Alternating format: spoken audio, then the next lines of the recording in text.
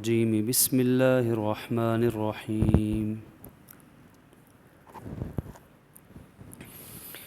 يا أيها الذين آمنوا اتقوا الله حق تقاته ولا تموتن إلا وأنتم مسلمون واعتصموا بحبل الله جميعا ولا تفرقوا واذكروا نعمة الله عليكم إذ كنتم أعداء فألف بين قلوبكم فأصبحتم بنعمته إخوانا وكنتم على شفا حفرة من النار فأنقذكم منها كذلك يبين الله لكم آياته لعلكم تهتدون صدق اللہ العظیم۔ بزرگان ملت، برادران اسلام، میرے عزیز دوستو، بزرگوں اور بھائیوں، آپ کے سامنے سورہ آل عمران جو قرآن مجید کی ترتیب توقیفی کے لحاظ سے تیسری صورت ہے، طویل صورت ہے، پارہ نمبر 4 کے اس حصے میں چند آیات تلاوت کی گئیں جن کا آغاز آیت نمبر 102 سے ہوتا ہے۔ آج ہم ان آیات کی روشنی میں جہاں دیگر بہت سے عنوانات، بہت سے موضوعات زیر بحث لائیں گے، وہیں خاص طور پر ایک اہم دور حاضر کا موضوع، اور وہ ہے اختلافات اور جھگڑوں کا خاتمہ کیسے ہو۔ صلح کروانا، مسلمانوں کے درمیان دشمنی کو ختم کروانا، اس کی اسلام میں کیا حیثیت ہے، اس کا کیا طریقہ کار ہے؟ کیا ہر دشمنی، ہر جھگڑا ناجائز ہے یا بعض صورتوں میں جائز بھی ہے؟ تو ان باتوں پر نکات کی صورت میں معروضات عرض کی جائیں گی۔ سب سے پہلے ان آیات کا معنی مفہوم ہم سمجھ لیتے ہیں۔ خالق عز و جل فرماتا ہے، یا ایھا الذین آمنوا اتقوا اللہ حق تقاتہ، اے ایمان والو اللہ سے ڈرو جیسا ڈرنے کا حق ہے، یعنی ایسے اللہ سے ڈرو کہ ڈرنے کا حق ادا ہو جائے۔ اب یہ اللہ رب العزت سے جو ڈرنا ہے، جس کو تقویٰ کہا جاتا ہے، اس کے معنی ہمیں یہ بھی سمجھنا چاہیے اس حوالے سے کہ اللہ تعالیٰ سے جو ڈرنا ہے وہ محبت اور احترام کی وجہ سے ہے۔ اللہ ظالم نہیں ہے، اللہ ظلم نہیں فرماتا۔ جو ڈر یا خوف ایک ظالم کا ہوتا ہے کہ ظلم کرے گا، اس کے ظلم سے لوگ ڈرتے ہیں، اللہ تعالیٰ سے ایسا نہیں ڈرا جاتا کیونکہ وہ ظالم نہیں۔ یوں کہہ لیں دوسرے الفاظ میں کہ اللہ تعالیٰ کی ذات کا کوئی ڈر نہیں، اس کی ذات اقدس تو رحمان و رحیم ہے، اس کی ذات کا کوئی خوف نہیں، کیونکہ وہ اپنے بندوں پر مہربان ہے، وہ بخشش کرنا چاہتا ہے۔ ما یفعل اللہ بعذابکم، اللہ تمہیں عذاب دے کے کیا کرے گا؟ ان شکرتم و آمنتم، اگر تم شکر گزار بنو اور ایمان والے بندے بن جاؤ۔ تو اللہ ظلم نہیں کرنا چاہتا، ظلم کرتا بھی نہیں اور عذاب بھی نہیں دینا چاہتا۔ تو پھر ڈر کس خوف کا؟ ڈر اس بات کا کہ وہ اتنا مہربان ہے، ہمارا خالق ہے، ہمارا مالک ہے، سب سے زیادہ ہم سے محبت کرنے والا ہے، اس کے احسانات ایک بندے پر سب سے زیادہ ہیں۔ جب وہ اس قدر رحیم و کریم آقا اور مالک ہے تو پھر ہم جیسے بندوں کو چاہیے کہ ہم کوئی ایسا عمل نہ کریں جس سے وہ رب ناراض ہوتا ہے۔ ہم اس کی ناراضگی سے ڈر رہے ہیں۔ اصل ڈر اپنے گناہوں کا ہے کہ ہمارے کوئی گناہ اس رب کو ناراض نہ کر دے، کہیں میرا گناہ مجھے جہنم میں نہ پھینکوا دے، معاذ اللہ۔ اس چیز کا ڈر ہے، ورنہ اللہ کی ذات اقدس تو مہربان اور رحیم و رحمان ذات ہے۔ اب اس محبت کے ساتھ اللہ کا ڈر ہے، جیسے ایک خوف چور ڈاکو کا ہوتا ہے، چوری چکاری نہ کر دے، قاتل کا ڈر ہے، ظالم کا ڈر ہے، ایک خوف ماں باپ کا ہے۔ والد کمرے میں آرام کر رہے ہوں، سوئے ہوں، تو خوش نصیب اولادیں ماں باپ کے آرام کا خیال رکھا کرتی ہیں، اور پاس سے کمرے کے دروازے کے پاس سے گزریں بھی تو پاؤں کی آہٹ نہیں سنائی دیتی، ادب سے، احترام سے، کہ کہیں والد والدہ کی نیند میں کوئی خلل نہ آ جائے۔ یہاں خوف ہے، لیکن یہ خوف محبت کی وجہ سے، احترام کی وجہ سے ہے، دل میں وقت ہے۔ بس یوں سمجھ لیجئے کہ اللہ رب العزت سے جو تقویٰ ہے، اس کا جو ڈر ہے، وہ اسی محبت کی وجہ سے ہے۔ اگر اس جذبے کے ساتھ اللہ رب العزت سے انسان ڈرے گا تو پھر اس کے دل کو سکون ملے گا کہ میں نے تقویٰ اختیار کیا، پھر گناہوں سے بچنا اس کے لیے آسان ہو جائے گا۔ آج یہی مسئلہ ہے کہ دیکھتے ہیں کہ ٹریفک وارڈن کھڑا ہے کہ نہیں، کیمرے لگے ہیں کہ نہیں۔ اس ٹریفک وارڈن کا تو خوف ہے، چالان کا خوف ہے، اس لیے مجبوراً نہ چاہتے ہوئے بھی ٹریفک قوانین کا خیال رکھا جاتا ہے۔ لیکن اگر یہی دل میں بات آ جائے کہ ان ٹریفک قوانین کا خیال رکھنے سے میرا اور معاشرے کا فائدہ ہوگا، ان کی خلاف ورزی سے روز جانے جاتی ہیں، ہر روز لوگ جو ہے وہ ایمرجنسی کے اندر داخل ہوتے ہیں، ہڈیاں پسلیاں ٹوٹتی ہیں، گھر بے آباد ہوتے ہیں ٹریفک قوانین کی خلاف ورزی سے۔ تو جب دل میں احساس پیدا ہوگا تو ٹریفک قوانین کی پابندی کرنا مشکل نہیں رہے گا، اور اس پہ کوئی تکلیف نہیں ہوگی، بلکہ دل کو سکون ملے گا، میں نے قوانین کے مطابق کام کیا ہے۔ تو یہی چیز تقویٰ، گناہوں سے بچنا مشکل تب لگتا ہے کہ جب ہم اس جذبے کے بغیر اللہ سے ڈرتے ہیں کہ اللہ تو مہربان و رحیم ہے۔ تو جب اس جذبے سے ڈریں گے تو پھر تقوی کا اعلیٰ مقام ملے گا، جس کو فرمایا حق تقاتی، اللہ تعالیٰ سے ایسے ڈرو جیسے ڈرنے کا حق ہے۔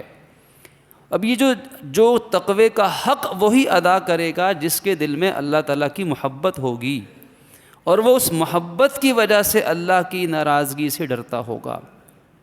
تو یہ اس کا مفہوم ہے۔ اللہ ہم سب کو نصیب فرما دیں۔ اے ایمان والو، اللہ سے ایسے ڈرو جیسے ڈرنے کا حق ہے، یعنی ہر حال میں ڈرو، کوئی دیکھے یا نہ دیکھے۔ ہمارے ایک بزرگ ایک استاد فرمایا کرتے تھے، اللہ ان کے درجات کو بلند فرمائے، بڑی آسان بات سمجھا دی۔ یہی استاد کا کام ہوتا ہے کہ بات کو آسان کر کے بیان کر دے۔ فرمایا دیکھو، ہم نے اللہ کی قدر ہی نہیں پہچانی، وما قدر اللہ حق قدر، آیت پڑھتے کہ ان لوگوں نے اللہ کی قدر ہی نہیں پہچانی، اس عظیم مالک کو اس کی قدر ہی نہیں کی۔ فرماتے تھے دیکھو، ایک 5 سال کا بچہ اگر کہیں بیٹھا ہے تو بڑے گناہ نہیں کرتا، وہ بڑا شخص گناہ نہیں کرتا کہ بچہ دیکھ لے گا، 5 سال 7 سال کا بچہ یہ کسی کو بتا دے گا، میرے کیا معاشرے کو منہ دکھاؤں گا۔ جو ہی وہ بچہ دائیں بائیں ہوا، گناہ میں لگ گیا۔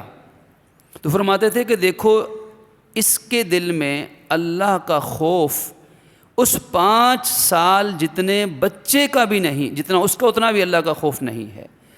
اگر اتنا بھی اللہ تعالیٰ کا خوف اور تقویٰ دل میں ہوتا تو اس بچے کے جانے کے بعد یہ کبھی بھی گناہ نہ کرتا، کہ بچہ تو نہیں دیکھ رہا لیکن رب تو دیکھ رہا ہے۔ تو اس بچے کا جتنا خوف ہے، اگر اتنا خوف بھی کسی کے دل میں آ جائے تو وہ اللہ کا ولی بن جائے، اس لیے کہ وہ پھر کبھی گناہ نہیں کرے گا، ہر وقت کوئی نہ کوئی دیکھ رہا ہے۔ تو اللہ تعالیٰ کا اتنا سا خوف اور ڈر بھی اگر دل میں آئے تو انسان ولی بن جاتا ہے۔ اگر وہ آدمی اللہ سے ایسے ڈرے جیسے ڈرنے کا حق ہے تو پھر سوچئے وہ کتنا بڑا اللہ کا ولی بنے گا۔ یہی مقام پھر انبیاء کرام علیہ السلام کا ہوتا ہے، یہی مقام صحابہ کا ہوتا ہے، یہی مقام اہل بیت کا ہوتا ہے، یہی مقام اولیاء کرام کا ہوتا ہے کہ وہ اللہ تعالیٰ سے محبت بھی سب سے زیادہ کرتے ہیں اور اللہ تعالیٰ کا خوف بھی دل میں سب سے زیادہ ہوتا ہے۔ گناہ ہو گئے، یا رسول اللہ مجھے پاک کر دیجئے، جاؤ جاؤ بچے کو پال کر آؤ۔ بچے کو 2 ڈھائی 3 سال کے بعد خاتون لے کر آئی، یا رسول اللہ بچہ اب میرا محتاج نہیں، سزا دی گئی۔ اللہ کا خوف دل میں تھا۔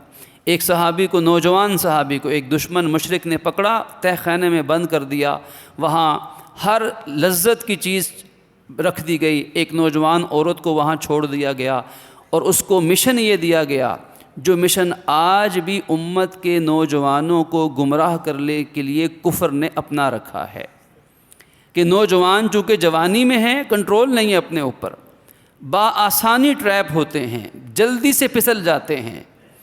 تو اس صحابی کے ساتھ بھی یہی سلوک کیا گیا، بڑی آزمائش کہ باہر سے بند، ہر عیش و عشرت کا سامان موجود، گناہ کا ذریعہ موجود، اور کوئی روک ٹوک نہیں، بلکہ اس عورت کو بھیجا ہی گمراہ کرنے کے لیے گیا تھا، ایک مشن دے کے بھیجا گیا تھا۔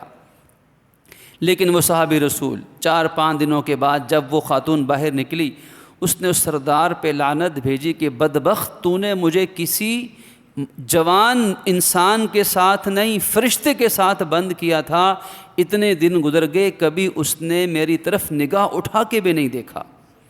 اور اس کی زبان پہ بس یہی آیت ہوتی تھی جو بار بار وہ پڑھتا تھا، وظیفہ، وَلِمَنْ خَافَ مَقَامَ رَبِّهِ جَنَّتَانِ وَلِمَنْ خَافَ مَقَامَ رَبِّهِ جَنَّتَانِ، کہ جو شخص اللہ سے ڈرے گا اللہ اس کو 2 جنتیں عطا فرمائے گا۔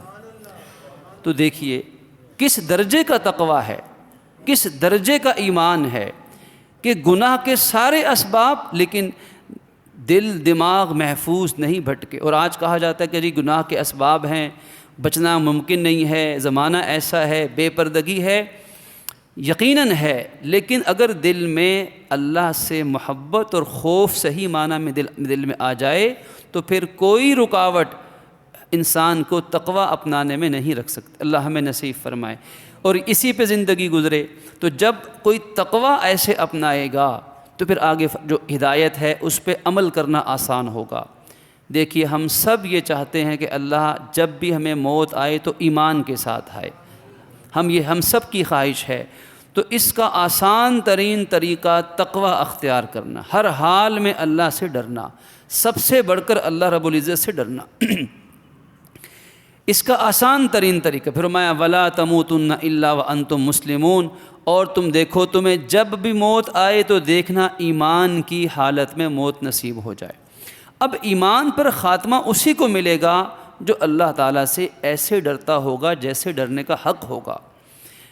پھر فرمایا وَاعْتَصِمُوا بِحَبْلِ اللَّهِ جَمِيعًا وَلَا تَفَرَّقُوا، آیت نمبر 103 کے اندر اگلا حکم دیا، اور تم سب مل کر اللہ کی رسی کو مضبوطی سے تھامے رہو۔ اب اللہ کی رسی کوئی خارج میں، کوئی ظاہری طور پر آسمان سے نہیں لٹکی ہوئی کہ جس کو ہم سب جا کے پکڑ لیں اور اللہ کی رسی ہم نے تھام لی، ایسا نہیں ہے۔ اللہ کی رسی سے کیا مراد ہے؟ مفسرین کے مختلف اقوال ہیں۔ اس سے مراد قرآن مجید ہے، اس سے مراد اسلام ہے، اس سے مراد حضور نبی کریم صلی اللہ علیہ وآلہ وسلم کی سیرت مبارکہ ہے۔ یہ تینوں اقوال مختلف حضرات کے، اور تینوں کا مطلب ایک ہی ہے۔ جو قرآن ہے یہی اسلام ہے، جو سیرت طیبہ ہے یہی قرآن بھی ہے، یہی اسلام بھی ہے۔ تو آسان الفاظ میں قرآن مجید کو پکڑ لو۔ اب پکڑنے کے معنی فزیکلی ایسے پکڑنا مراد نہیں، ہر وقت تو ایسے قرآن کو نہیں پکڑ سکتے، مجاز مراد ہے۔ مراد ہے قرآن مجید سے تعلق ایسا رکھو جیسے ہر وقت قرآن تمہارے ہاتھوں میں کھلا ہے۔ یہ مراد ہے کہ قرآن سے ایسا تعلق رکھو کہ 24 گھنٹے زندگی قرآن کے مطابق، حضور کی سیرت اور اسلام کے مطابق۔ کبھی ایسا نہ ہو کہ بس نماز تو پڑھ لی سنت کے مطابق، تجارت ہندوؤں کے مطابق، رسم و رواج عیسائیوں کے مطابق، اور سیاست یہودیوں کے مطابق، ایسا نہیں ہوگا۔ پھر قرآن جب تمہارے ہاتھ میں ہر وقت ہے، یعنی تمہارا تعلق جڑ گیا، تو تم ہر وقت قرآن پاک کے پہ عمل کی کوشش کرتے رہو، یہ معنی ہے۔ اور قرآن سے تعلق کیسے بنے گا؟ جب قرآن مجید کے حقوق ادا ہوں گے۔ اس کے حقوق میں تلاوت ہے، اس کے حقوق میں تعظیم ہے، اس کے حقوق میں قرآن کی تعلیم ہے، اس کے حقوق میں قرآن کی تعمیل ہے۔ یہ 4 بڑے قرآن مجید کے حقوق، تعظیم، ادب و احترام، تعلیم میں قرآن پڑھنا بھی، قرآن کا معنی سیکھنا بھی، تعمیل میں قرآن پہ عمل کرنا، اور تبلیغ میں قرآن کے پیغام کو آگے پہنچانا۔ تو جو مسلمان ان قرآن کے 4 حقوق کو ادا کرنا شروع کر دے گا تو اس کا تعلق قرآن پاک سے مضبوط ہوگا، وہ ایسے ہی ہوگا جیسے اس نے قرآن کو اپنے ہاتھ میں ہر وقت اٹھایا ہوا ہے۔ اور پھر یہاں لفظ ہے جمیعا، قابل غور لفظ ہے۔ یہ جو قرآن سے تعلق ہے معاشرے کے، اگر پاکستان کی آبادی فرض کریں 20 کروڑ ہو، 30 کروڑ، جتنی بھی ہو، یہ 1-1.5 لاکھ بندوں کے کرنے سے مقصد حکم پورا نہیں ہوگا، بلکہ جمیعہ کا لفظ بتا رہا ہے پوری امت مسلمہ ایسا کرے۔ اگر 1.5 ارب مسلمان ہیں تو سب ایسا کریں، اگر آبادی 50 کروڑ ہے تو 50 کروڑ مسلمانوں کی آبادی ایسا کرے۔ اگر کسی سوسائٹی کے اندر، شہر کے اندر اگر 1200 گھر ہیں، 2000 10,000 کی آبادی ہے، تو ہر گھر میں ہر مسلمان قرآن سے تعلق کو جوڑے۔ اصل حکم یہ ہے، اور ظاہر ہے ایسا نہیں ہو رہا، تو پھر کیا کرنا پڑے گا کہ جن کو اللہ تعالیٰ یہ شعور دے دے، ان کو اس شعور کے ذریعے سے باقی مسلمانوں کو اس طرف لانا ہوگا، یعنی باقی مسلمانوں کو قرآن مجید سے جوڑنے کی محنت کرنی ہوگی۔ یہ ان کا فرض ہوگا جن کو اللہ تعالیٰ یہ سمجھ عطا فرما دے کہ ہم نے قرآن سے جڑنا ہے اور اوروں کو بھی جوڑنا ہے۔ جس کو سمجھ ملے گی وہ محنت کرے گا، چراغ سے چراغ جلتا چلا جائے گا۔ پھر کیا ہوگا؟ جب یہ قرآن سے تعلق معاشرے کا مضبوط ہوگا تو پھر آپس میں بھی الفت، احترام، اخوت، بھائی چارہ، ہمدردی خود بخود پیدا ہو جائے گی۔ اب دیکھیے اللہ عز و جل ایک حکم بیان کرتے ہیں، اگر اس کو مان لیا جائے تو اگلی بات میں آسانی ہوگی، اگر اگلی بات مان لی جائے تو پھر تیسری بات میں آسانی، یعنی ایک چیز دوسری چیز کا حل ہے۔ ایک چیز کو چھوڑیں گے تو پھر سارے مسئلے پیدا ہو جائیں گے۔ اب آپس میں جھگڑوں کو اگر مٹانا ہے، صلح و صفائی کرنی ہے اور اختلافات کو ختم کرنا ہے تو پھر بڑا آسان طریقہ قرآن سے تعلق جوڑ کے سب مسلمان قرآن پاک پہ متفق ہو جائیں۔ جو قرآن مجید نے حقوق مسلمانوں کے بیان کیے ہیں، ہر مسلمان قرآن کو تو مانتا ہے، فقہ کا اختلاف ہو سکتا ہے، مسلک کا اختلاف ہو سکتا ہے، مشرب کا اختلاف ہو سکتا ہے، رنگ نسل جدا ہو سکتے ہیں، تہذیب و تمدن کا امتیاز پایا جانا فطرتی چیز ہے، اور مزاج ہر ایک کا مختلف ہے، ذہنی سطح، علمی استعداد سب کی جدا گانا ہے۔ اس میں اتفاق نہیں ہوگا، اس میں اتفاق ممکن نہیں ہے، ان چیزوں سے اتفاق نہیں ہو سکتا۔ اگر نقطہ اتحاد اگر کوئی ہے تو وہ قرآن مجید ہے اور اسلام ہے اور نبی اسلام ہے صلی اللہ علیہ وآلہ وسلم، یہ نقطہ اتحاد ہیں۔ ان پر تو پوری امت متفق ہو سکتی ہے، کوئی کسی کو مسئلہ نہیں ہوگا۔ آپ کہہ سکتے ہیں کہ فلاں حدیث ٹھیک ہے، فلاں نہیں ٹھیک ہے، اس میں اختلاف ہو سکتا ہے، لیکن قرآن کی کسی آیت میں یہ کوئی نہیں کہہ سکتا کہ یہ آیت ٹھیک ہے، یہ آیت ٹھیک نہیں، ایمان جائے گا، ایمان ختم ہو جائے گا۔ اس پہ تو اتفاق ہے، تو یہ نقطہ اتحاد ہے۔ تو تم سب مل کر اللہ کی رسی کو مضبوطی سے تھامے رکھو، اور ولا تفرقوا، اور تفرقے میں مت پڑو۔ اب تفرقہ کیا ہے؟ دیکھیے دو چیزیں ہیں، ایک ہے اختلاف رائے کا ہو جانا۔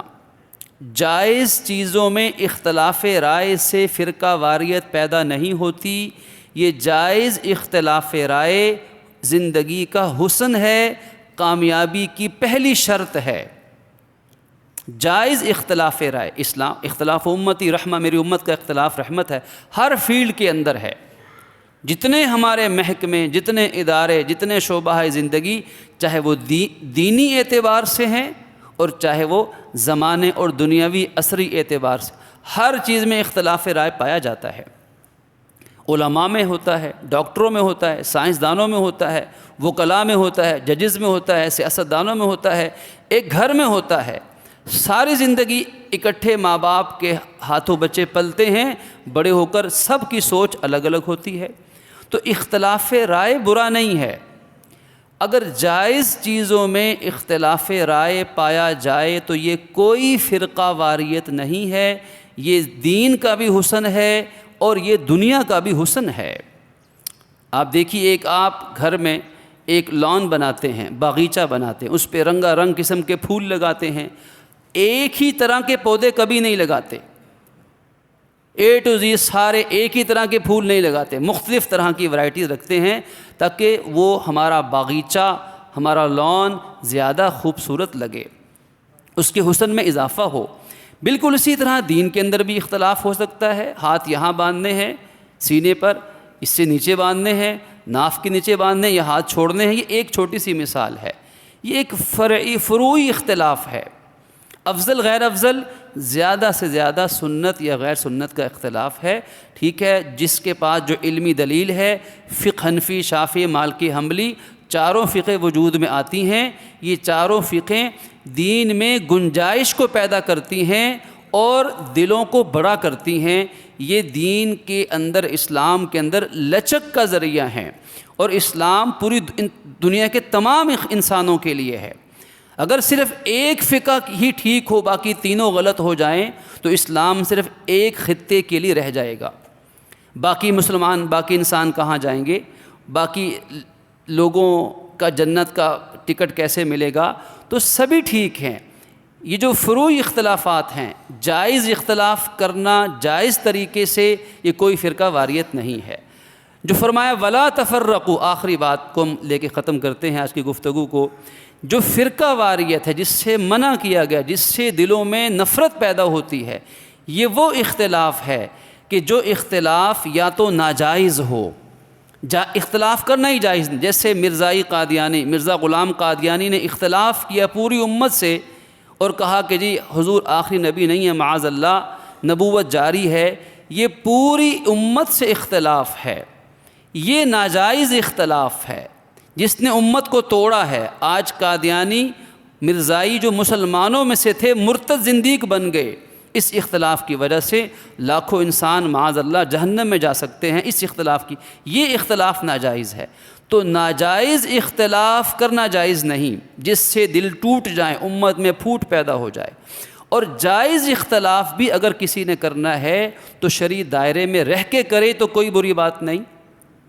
جائز اختلاف کیا ہوتا ہے؟ اس کی چھوٹی سی مثال، فرض کیجئے ایک گھر میں کھانا پکنا ہے، دو بھائی ہیں، دو بچے ہیں، ایک کہتا ہے جی مجھے تو گوشت پسند ہے، دوسرا کہتا ہے مجھے تو سبزی پسند ہے۔ اب کیا کریں؟ گوشت اور سبزی دونوں اگر اکٹھے نہیں پکا سکتے تو ایک ہی چیز پکاتے ہیں، فرض کریں تو آج گوشت پک جائے، کل سبزی پک جائے، تب بھی ٹھیک ہے۔ یہ اختلاف رائے ہے، کوئی بری بات نہیں، گوشت کھانے کا بھی فائدہ ہوگا، سبزی کھانے کا بھی فائدہ ہوگا، دونوں کی بات بھی پوری ہو جائے گی۔ یہ اختلاف رائے ہے، کوئی حرج نہیں، اس میں بہتری کا ہی ذریعہ بنے گا۔